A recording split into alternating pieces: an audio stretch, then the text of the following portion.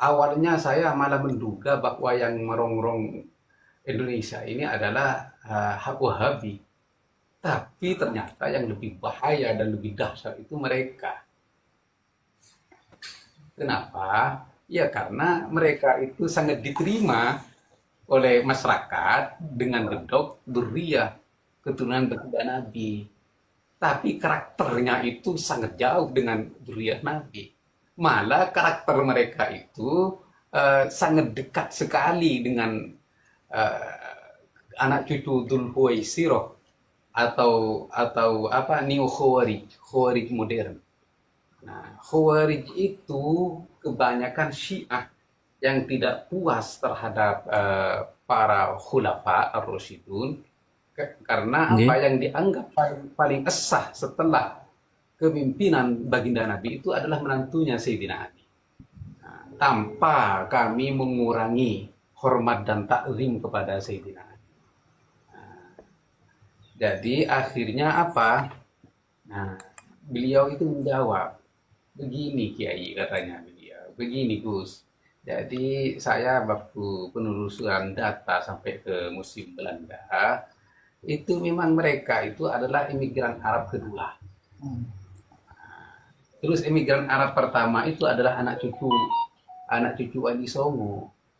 Nah, terus kemudian imigran Arab pertama gelombang kedua itu adalah orang-orang Hijaz, artinya orang-orang Mekah yang saat itu terjadi peperangan saat runtuhnya Utsmani. Hmm. Karena di situ orang-orang Ahlus Sunnah wal Jamaah itu dibantai oleh Ali Sumut karena beda paham dengan Muhammad bin Abdul Wahab Wahabi itu. Jadi para ulama Ahlus Sunnah wal Jamaah kemudian keluar dari Mekah dan Al-Madinah, yang banyak ini pindah ke Nusantara. Nah, disinilah mereka itu bergabung dengan Hamengkubuwono kedua yang ditampung di Solo dalam sebuah kampung yang Sayyidan itu yang sampai sekarang masih ada. Itu Nggih. arkeolognya. Nggih. Nah, di situ mereka itu membantu Hamengkubuwono kedua untuk mengusir para penjajah. Nah, membantu Imam Bonjol dan Pangeran Diponegoro itu.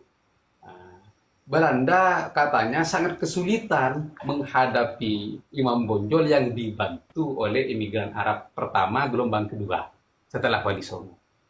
Nah, akhirnya dengan tokoh orientalis Sunuk Horgonya itu yang dikirim ke Mekah untuk mempelajari ilmu agama Islam yang berpura-pura Islam, Sunuk Horgonya itu dapat oleh-oleh kepada Hindia Belanda bahwa orang Nusantara ini sangat menghargai atau menghormati dzurriyyah junjungan mereka, yaitu dzurriyyah baginda Nabi. Oleh karena itu, Belanda akhirnya mengkontrak tentara uh, tentara asal Arab yang dijemput dari Yaman, ialah mereka. Ini disebut imigran Arab kedua, katanya kayak Agus Sunyuto. Hmm. Akhirnya dari mereka itu ada yang dibagi-bagi tugas, ada yang berpura-pura seperti kiai, terus ada yang berperan menjadi pasukan Belanda, terus ada yang diangkat menjadi gubernur, bupati seperti itu dari mereka. Nah, gitu. Nggih. Berarti anak cucu Wali Songo ini memang dari dulu leluhurnya itu berperang dengan mereka. Yang mereka itu uh,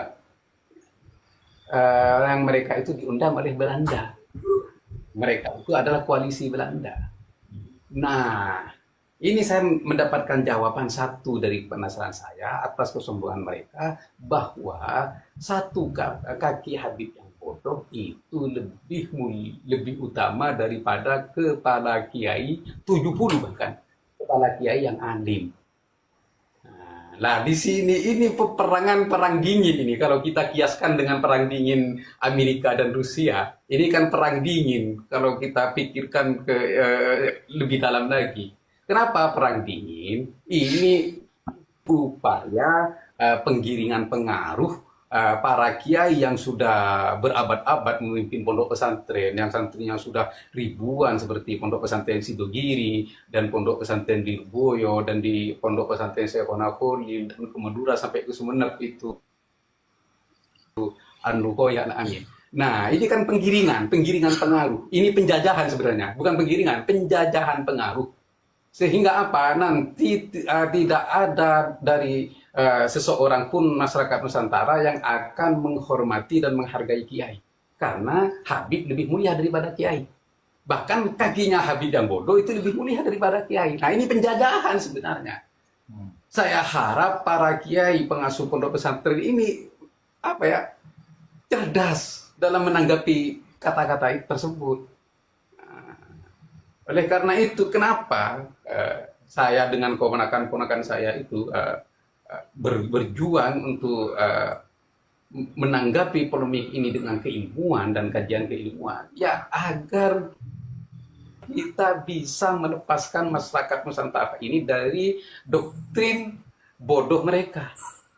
Jadi apapun masyarakat Nusantara, seperti apapun derajat masyarakat Nusantara, itu tidak lebih mulia dari kakinya Habib yang bodoh.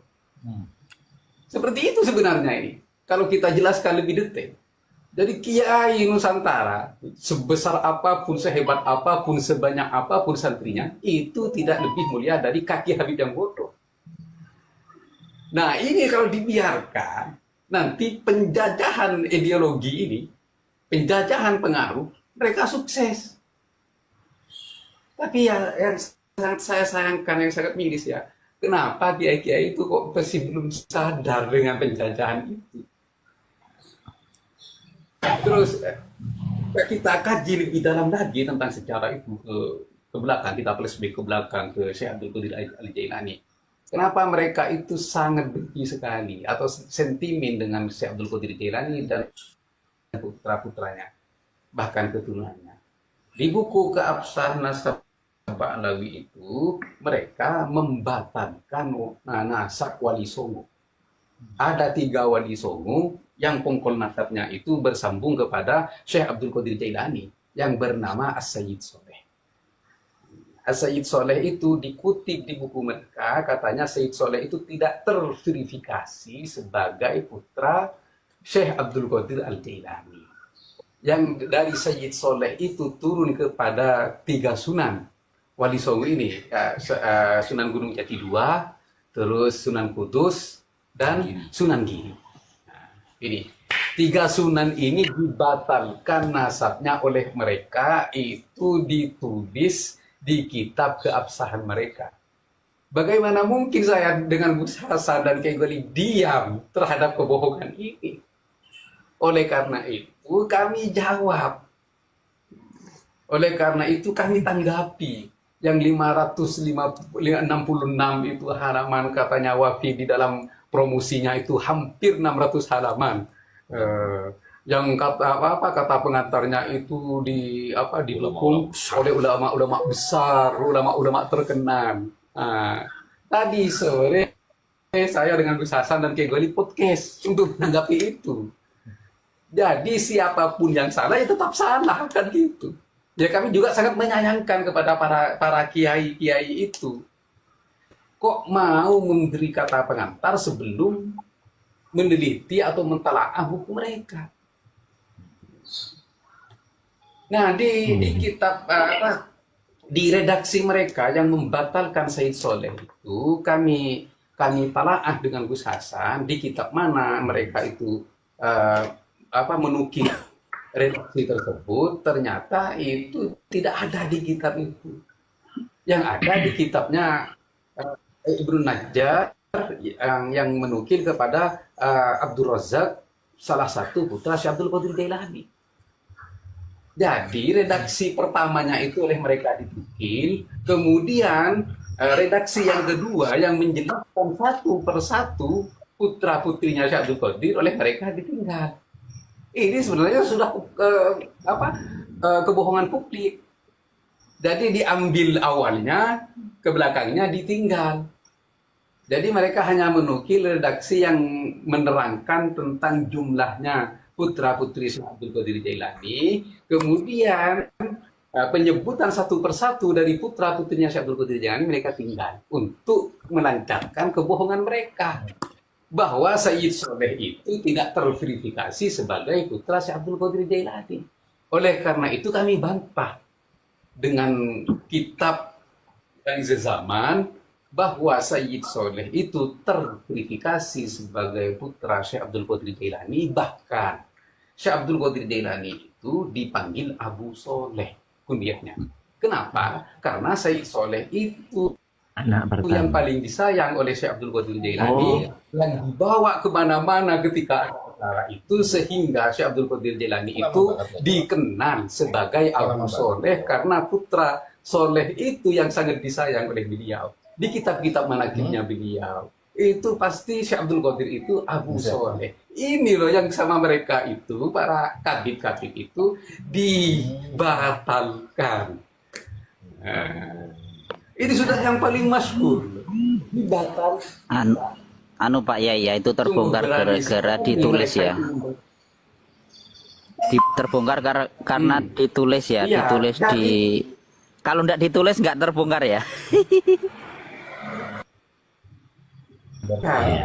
Jadi mereka itu sungguh sudah melakukan kebohongan yang fatal. Apakah ini tidak bisa dijawab? Yang saya yang saya pikirkan, gimana kiai-kiai anak cucu keturunan Giri, anak cucu keturunan Kudus, anak cucu keturunan Sunan Gunung Jati dua ini kok diam? Di mana mereka? Gila. Pongkos nasabnya itu dibatalkan, kok malah diam, bahkan kadang ya mendukung mereka. Tapi kalau mendukung mereka, sekarang langsung anak-anak cucu Sunan Kudus, anak-anak cucu Sunan Giri, anak-anak cucu Sunan Gunung Jati II itu mendukung kebohongan yang membatalkan pongkol nasabnya Sunan Gunung Jati dan Sunan Kudus dan Sunan Giri. Terus di mana letak akal sehatnya? Di mana kealimannya? Di mana keilmuannya? Subhanallah ya. Ini memang ya apa ya? Sungguh kebohongan yang sudah apa ya? Terstruktur dan sistematis dengan mengatasnamakan dzurriyyah baginda Nabi besar Muhammad SAW. Ini.